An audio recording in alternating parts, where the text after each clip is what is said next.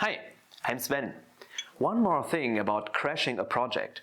There are many things that can make an optimization project go awry, and sometimes it's just the circumstances, sometimes it's mere coincidence. But if you really want to crash a project, here are 3 simple rules for you. Welcome to Optano.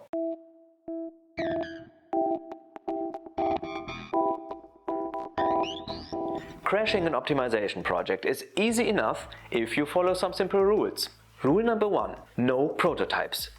You deal with complex problems, so a customer might ask for a prototype before designing a full-fledged solution. Try to avoid this at all costs. A prototype, even a very simple one, might uncover problems at a very early stage of a project that you would have never thought about. This would mean to miss a project failure that would have been very interesting to watch. Rule number 2: never use real data. Mathematics is clean and elegant.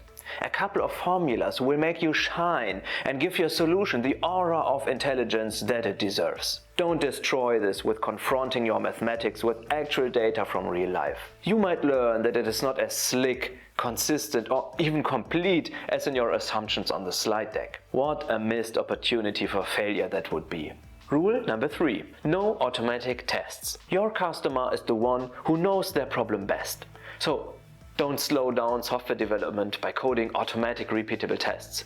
In the end, you will just uncover missing pieces in the problem description, or inconsistencies in the assumptions, or even worse, ruin everything when your tests point out that your requirements have evolved beyond your initial assumptions. And who would want that?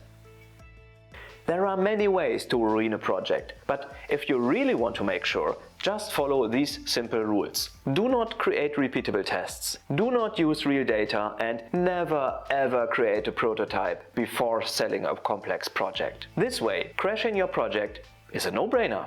See you next time and stay safe.